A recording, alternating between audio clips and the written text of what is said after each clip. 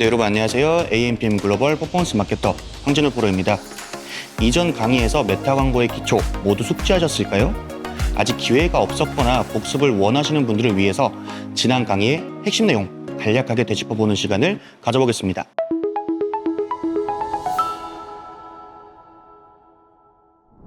네, 여러분 안녕하세요. AMPM 글로벌 퍼포먼스 마케터 황진우 프로입니다. 제가 오늘부터 또 메타 관련된 교육을 시리즈물로 이제 찍어볼 예정인데요.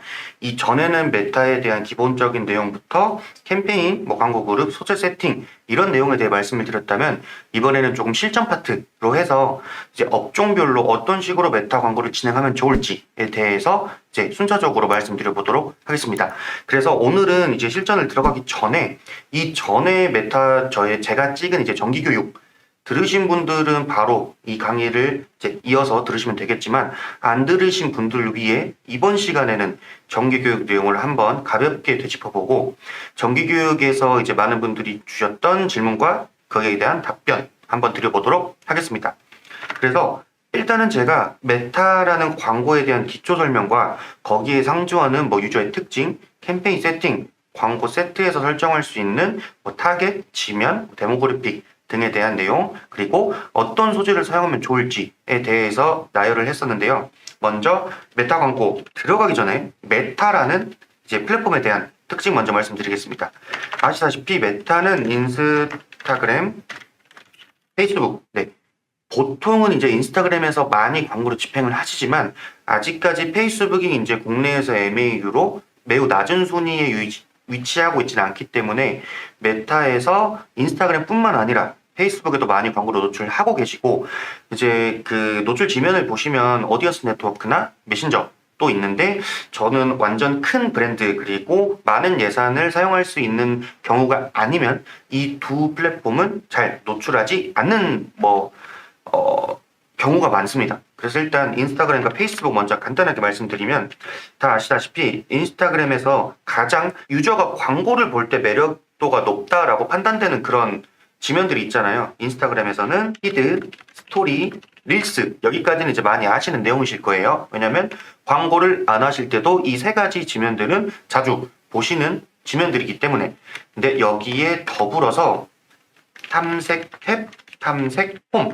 자, 이 탐색이라는 부분을 광고 노출을 안 하시는 분들이 많은데 여러분들이 인스타그램을 어플을 켰을 때 돋보기 버튼을 누르게 되고 거기에서 게시글을 누르게 되잖아요.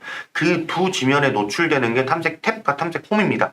그래서 돋보기 지면은 제 개인적인 의견으로는 유사한 CPM이지만 이 피드나 스토리처럼 한 화면에 가득 차는 광고가 아니라 조그맣게 뜨기 때문에 상당히 매력도가 높은 지면은 아니다 라고 생각을 하기는 해요. 하지만 실제로 성과를 보면 저희가 어쨌든 이 탐색에 있는 그 광고가 아닌 게시물들의 알고리즘과 제가 광고가 노출되었을 때 저희 관심사에 따른 알고리즘이 유사한 경우가 상당히 많아요. 그렇기 때문에 이 게시물과 유사하게 그러니까 광고가 아닌 척 노출이 될 수 있는 장점이 있습니다. 그래서 예산에 따라서 노출을 안 하는 경우가 많기는 하지만 예산이 조금 여유가 있고 이 탐색에서 성과가 어느 정도 나온다 라고 하면 좀 동등하게 광고 세트를 분리해서 노출을 하는 편입니다. 그래서 탐색 탭과 탐색 홈 기억해 주시면 좋을 것 같고요. 이제 여기서 Q&A를 이제 바로바로 진행을 할게요. 섞어서 프로필 피드에 대해 여쭤보시는 분들이 굉장히 많았어요. 아니 프로필 피드 사람들이 내 프로필을 하루에 몇 번 내려보겠냐 라고 하시는데 그 말에 대한 반박을 드리면 실제로 프로필 피드에서 CPM이 그렇게 높진 않아요. 왜냐면 그러니까 경쟁도가 낮기 때문에. 근데 실제로 데이터를 보시면 생각보다 양 자체가 낮지는 않습니다. 왜냐면 노출되는 양 대비해서 노출 단가가 조금 싸기도 하고 그에 따라서 클릭이 어느 정도만 발생돼도 클릭률이 확보가 되고 만약에 프로필 피드를 따로 노출하시는 광고 세트를 세팅해 보신 분들은 알겠지만 CPM 대비 CPC가 좀 괜찮은 편이에요. 그래서 프로필 피드는 이제 마찬가지로 예산적으로 좀 여유가 있으신 분들은 한번 사용해 보시는 것도 좋을 것 같습니다. 그리고 이제 페이스북의 경우는 저는 조금 보수적으로 운영하는 편이에요. 그래서 피드와 스토리 딱 두 개만 노출을 합니다. 인스린 비디오라든지 우측 칼럼이라든지 이런 지면들이 나쁜 지면은 아니지만 단독 노출해봤을 때 CPM이 어마어마하게 높아요. 왜냐? 그만큼 사람들한테 매력이 없는 지면이기도 하고 여기에 성과를 찾기 위해서 머신러닝이 돌아갈 때도 여기 지면에서 성과를 낼 만한 유저를 찾기 어렵기 때문에 좀 CPM이 올라가는 경향이 있습니다. 그래서 저는 페이스북은 피드와 스토리만 노출을 하는 편입니다. 그래서 이 지면들이 이제 지면의 매력도가 다른 광고에 비해 높다라고 제가 말씀을 드린 이유가 뭐냐면 이 탐색 탭과 탐색 폼을 제외하고는 한 화면에 광고가 가득 차요. 이게 많은 분들이 광고라는 걸 인식했을 때 바로 스크롤을 내려버리는 경우가 많이 있기는 한데 그래도 그나마 다른 이제 뭐 상단 배너, 하단 D 배너, 사이드 배너 이런 네트워크 배너나 GDN의 경우보다는 지면의 매력도가 상당히 높습니다. 그래서 실제로 유튜브에서 노출되는 그 영상 광고, 배너 광고보다 CTR이 상당히 높아요. 제가 제 거 이제 인스타그램 이 강의 영상을 보신 분들은 알겠지만 제가 높을 때는 CTR이 20%까지도 나오거든요. 그 CTR만 높은 게 아니라 CTR 대비해서 CPM도 7, 8만 원 정도로 높은 편도 아니고 로아스도 굉장히 잘 따라오는 편이고 그래서 지면의 매력도가 높다라고 말씀드릴게요. 지면의 매력도가 타 DA 매체 대비 상당히 높은 편. 네. 일단은 메타라는 매체에 대해서 이렇게 간단하게 한번 정리를 해보고요. 광고 영역 한번 들어가 볼게요. 캠페인 유형. 자, 캠페인 유형은 일단은 간단하게 정리를 하면은 노출을 목표로 하는 캠페인이 있고 유입을 목표로 하는 캠페인이 있고 특정 전환을 목표로 하는 캠페인이 있고 그 다음에 이제 양식 제출이라고 표현을 해볼게요. 양식 제출을 목표로 하는 캠페인이 있습니다. 여러분들이 이제 많이 아시는 캠페인 유형이 아마 이 두 가지일 거예요. 유입과 특정 전환. 이거는 아시는 것처럼 자 유입 트래픽이라고 생각해 주시면 돼요. 왜냐면 일단 저 트래픽이라는 말 자체가 그 데이터의 흐름이잖아요. 그래서 일반적으로 홈페이지 트래픽이라고 하면은 홈페이지에서의 페이지 뷰, 홈페이지에서 스크롤, 홈페이지에서 클릭 이런 특정 데이터를 뜻하는데 메타 광고에서 트래픽 캠페인을 보신 분들은 알겠지만 랜딩 페이지 조회와 링크 클릭 수라는 두 가지 항목을 성과 목표로 선택하실 수가 있습니다. 그래서 메타라는 광고에서 트래픽 캠페인은 유입을 목표로 한다라고 생각해 주시면 되고 자 특정 전환 이것은 판매 캠페인 커머스 업종에서는 가장 많이 사용하고 계실 거예요. 그래서 제가 딱 그 판매라는 이제 최종 전환이 아니라 특정 전환이라고 표현한 이유가 판매 이제 마케팅 버널에 의해서 판매 결제 시작 장바구니 콘텐츠 조회 페이지 뷰 이런 식으로 좀 다양한 전환을 유도할 수가 있죠. 그렇기 때문에 특정 전환을 목표로 하는 캠페인이라고 표현을 했습니다.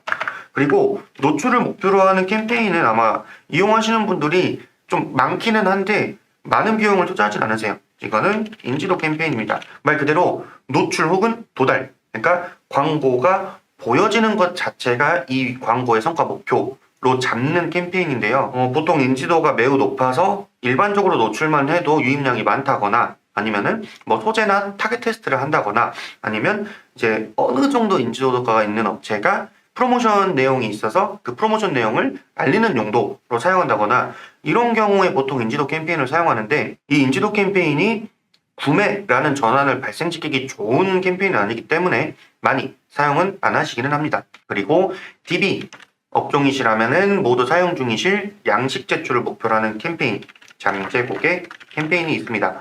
그래서 뭐 잠재 고객 캠페인 안에서 뭐 메시지나 아니면 웹사이트로 유도할 수도 있는데 보통은 이 그 인스턴트 양식을 이용해서 잠재 고객 양식을 바로 제출하게끔 유도를 많이 하시죠.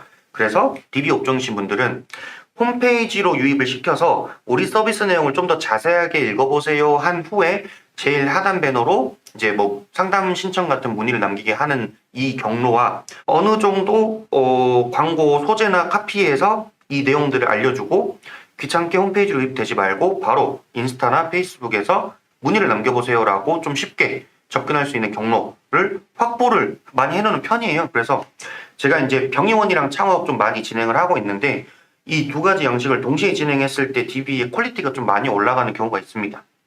그래서 이렇게 많이 사용하시는 캠페인 유형이 이렇게 있고 또 캠페인 유형이 두 가지가 더 있기는 한데 거의 사용하는 경우를 못 봤고 저도 한 번도 사용 안 해본 캠페인 유형도 있어요.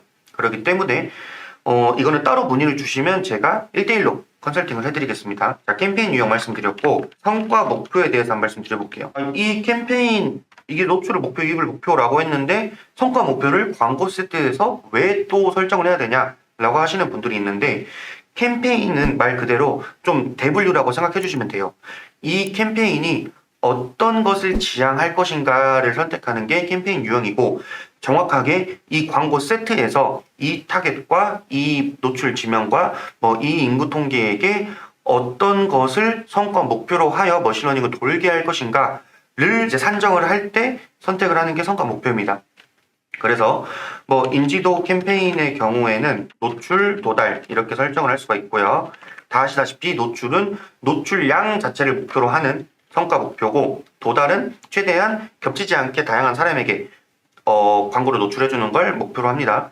근데 이 도달 캠페인 집행하실 때 주의하셔야 할 게 만약에 한 달 정도 광고를 집행하셨다고 가정을 해볼게요. 그러면 어제로 봤을 때의 도달, 그러니까 빈도수랑 일주일을 기간으로 했을 때의 빈도랑 한 달 했을 때 빈도가 다를 거예요. 왜냐면 어제를 기간으로 하면은 그 하루 동안에 얼마나 겹치지 않게 광고를 노출했느냐가 이 성과 목표인데 어제 노출이 됐던 사람이 한 3일 전에도 노출이 됐었을 수도 있죠. 그러면 기간을 길게 잡으면 도달 빈도가 2가 되겠죠. 그러니까 이런 식으로 기간에 따른 도달도 같이 체크를 해야 됩니다. 그리고 자, 트래픽 캠페인에는 아까 말씀드린 것처럼 랜딩 페이지 조회와 링크 클릭 수 이렇게 있는데 랜딩 페이지 조회는 말 그대로 저희가 홈페이지에 이제 픽셀을 심어 놓았으면은 그 픽셀에 이제 특정 트래픽이 찍히게 되잖아요. 그랬을 때 이 랜딩 페이지 조회 수가 하나가 올라가게 되고 링크 클릭 수는 이제 광고를 클릭하였을 때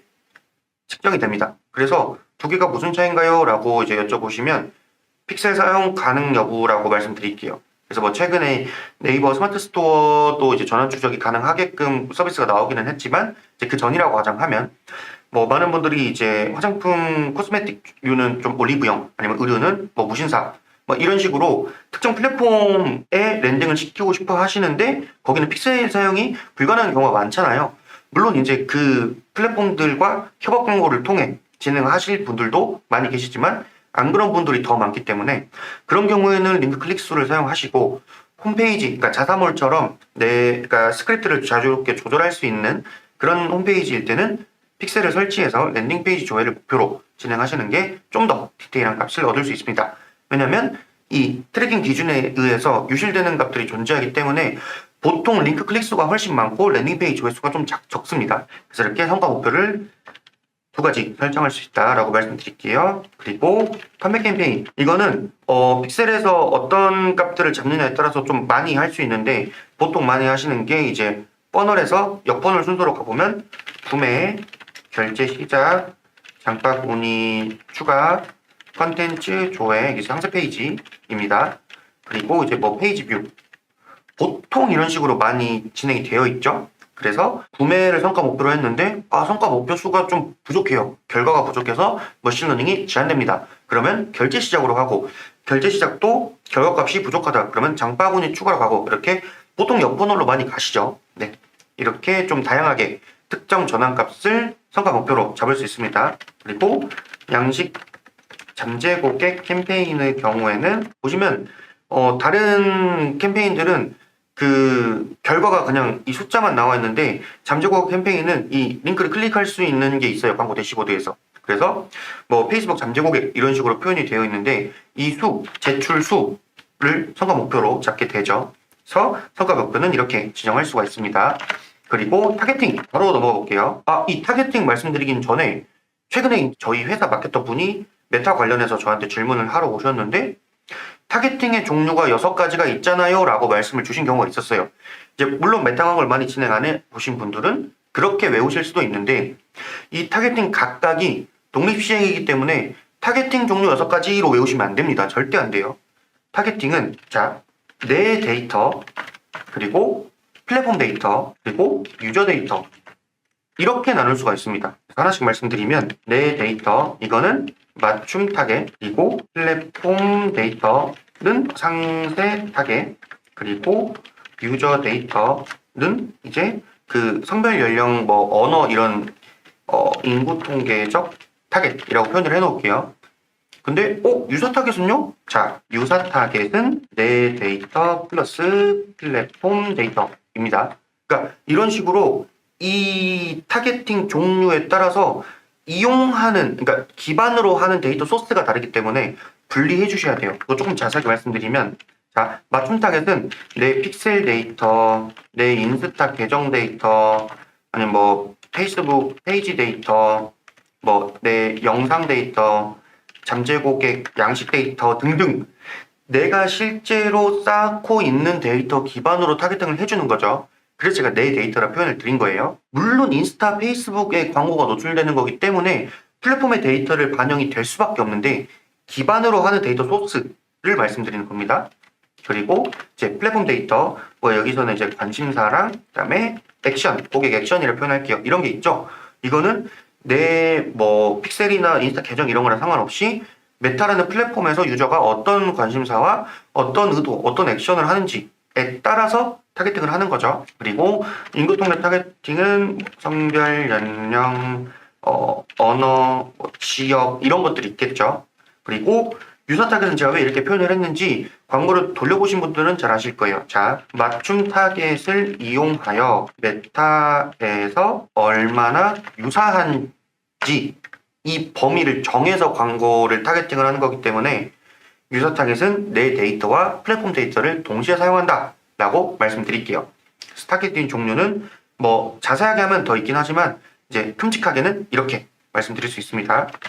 자, 노출 지면 바로 넘어가 볼게요. 노출 지면은 이제 인스타그램, 페이스북, 메시지, 그 다음에 오디언스, 네트워크 이렇게 총 큼직하게 4개가 있고 이 안에 이제 인스타그램이나 페이스북 같은 경우는 뭐 피드, 스토리, 릴스 이렇게 좀 매력도가 높은 대지면들 그리고 메시지나 오디언스 네트워크는 또 따로 2개, 3개 정도의 지면이 있죠. 그래서 여기서 이거는 뭐 평소에 그냥 광고를 하시는 입장이 아니라 그냥 플랫폼을 이용하는 이 SNS를 이용하는 입장에서 보시면 피드, 스토리, 릴스가 상당히 지면의 매력도가 높음이라고 일단 표현을 할게요. 물론 어떤 업종이냐, 어떤 상황이냐, 뭐 어떤 프로모션이고, 어떤 뭐 경쟁 우위가 있고, 뭐 이런 모든 것에 따라서 조금씩 다르기는 하지만 일반적으로 보통은 피드 스토리 릴스가 상당히 지면 매력도가 높고 아까 위에서 말씀드렸듯이 탐색 탭과 탐색 홈의 경우에는 지면의 매력도가 매우 높지는 않지만 이제 노출량이나 유입 경로나 아니면 실제로 성과 데이터를 보고 좀 이렇게 설정을 할지 안 할지 결정할 수 있는 나쁘지 않은 지면이라고 말씀드릴게요. 그리고 많이는 사용하시는지 모르겠는데 뭐 인스트림, 비디오, 우측 칼럼 이런 좀 서브 지면이라고 표현할게요. 메신저예요. 메신저. 그 다음에 뭐 오디언스 네트워크 이런 경우는 대형 브랜드 아니면 예산이 많지 않으면 권장하지 않습니다. 실제로 노출 자체도 많이 안 되기도 하고 노출됐을 때 CPM이 너무 높기도 하고 저희가 원하는 결과값이 그렇게 많이 나오지는 않아요. 그래서 노출 지면 이렇게 설정할 수 있고 노출 지면에 따라 정방형, 가로형, 세로형 나눠서 세팅하는 게 좋음. 단 저희가 스토리나 릴스 보면 뭐 오른쪽 밑에 뭐 좋아요 누르는 버튼이라던가 밑에 행동 유도 버튼이 떠 있는 곳이라던가 로고가 있는 곳이라던가 이렇게 좀 가려지는 부분이 있죠. 가려지는 부분을 충분히 고려해야 함이라고 말씀을 드릴게요. 자, 그리고 자, 소재에서는 말씀드릴 게 너무 많으니까 좀 Q&A 왔던 내용들을 중심으로 좀 말씀드려볼게요. 소재에서 좀 많이 물어보신 게 그 스토리, 릴스 지면에 세로 형태의 소재 사용해야 하나요? 정방형으로 하셔도 됩니다. 왜냐면 여러분들이 실제 노출 화면을 보시면 제가 아까 말씀드린 것처럼 오른쪽 밑에 아니면 하단, 상단에 가려지는 부분이 상당히 많아요. 이 부분을 섬세하게 체크해서 세로 형태를 만드실 게 아니면 그냥 정방향 세팅하셔도 돼요. 그리고 여러 광고주 광고 켜야 하나요? 절대 키면 안 됩니다. 이거는 이제 뭐 메타 프로팀에서는 키는 걸 권장한다고 하긴 하는데 제가 실제로 그 시뮬레이션을 그러니까 이게 나온 지 얼마 안 됐잖아요. 그래서 실제로 시뮬레이션을 돌려봤을 때랑 예측해봤을 때랑 그리고 실제로 돌려서 결과가 나왔을 때를 비교해보면은 여러 광고주의 광고가 뭐 보안제나 유사업종, 그러니까 같은 카테고리 광고 밑에 조그맣게 뜨는 광고예요. 근데 이 여러 광고주의 광고만 따로 데이터를 추출하기는 어려워서 전체적인 성과를 봐봤을 때 그렇게 비용 소진한 거에 대비해서 결과값이 좋진 않았어요. 그리고 노출되는 예시 화면을 보시더라도 이렇게 조그맣게 노출되는데 이게 켜야 된다고? 라는 생각이 드실 수도 있어요. 그래서 저는 절대 안 켜요. 그리고 그 어드밴티지 이거 이름을 까먹었는데 최적화였나? 최적화 다 켜야 하나요? 시각적 보정, 음악, 이미지 필터 외에는 절대 키면 안 됩니다. 제가 이거 처음 나왔을 때 되게 힘들었던 게 저는 설정을 하는데 자동으로 다 최적화가 됐다고 나오는데 실제 광고 화면이 다 깨져서 나와요. 다 깨져서 나오고 이제 시각적 보정은 이 휴대폰 그러니까 이 디스플레이의 그 비율에 따라서 전체적인 광고 크기를 조절해 주는 거 그리고 음악은 말 그대로 이 청각적 효과 이미지 필터는 밝기 조절이라고 생각해 주시면 돼요.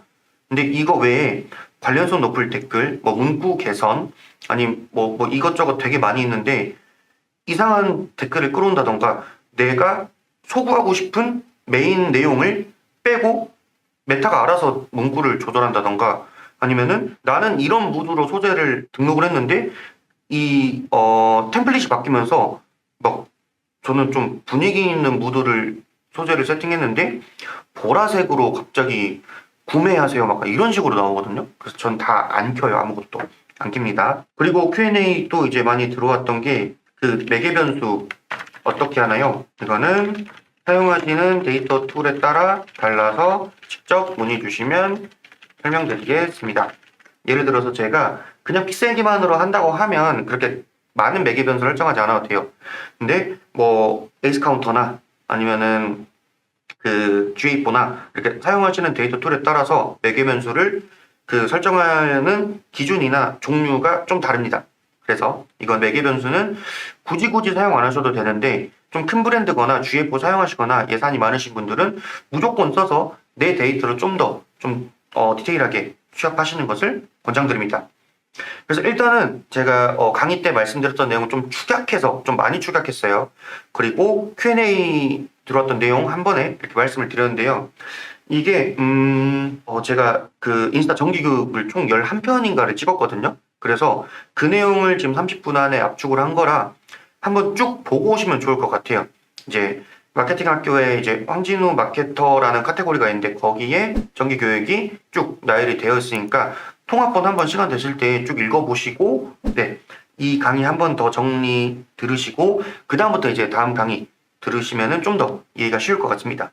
그래서 다음 편에는 이제 제가 의료업종으로 준비를 했어요. 그래서 의료업종 메타 광고에서 어떻게 하면 좋을지에 대한 내용. 왜냐면 또 최근에 그 스프링 썸머 시즌 때문에 많이 바쁘시죠? 저도 세팅하느라 많이 바쁜데 그 내용을 한번 가져와서 설명을 드려보도록 하겠습니다.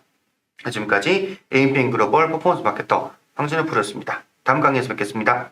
AMPM 글로벌을 더 알고 싶나요? 저희 AMPM 글로벌은 훌륭한 마케터님들과 언제나 광고주님들을 기다리고 있습니다. 정확한 데이터 분석은 물론 1:1 맞춤 컨설팅을 통해 광고주님의 사업 성공을 도와드리겠습니다. 네이버에서 AMPM 글로벌을 검색 또는 마케팅 인사이드를 통해서 수많은 정보를 확인하실 수 있습니다. 아래 링크 혹은 전화번호로 연락 주시면 친절한 상담 도와드리겠습니다. 디지털 온라인 광고는 언제나 AMPM 글로벌과 함께!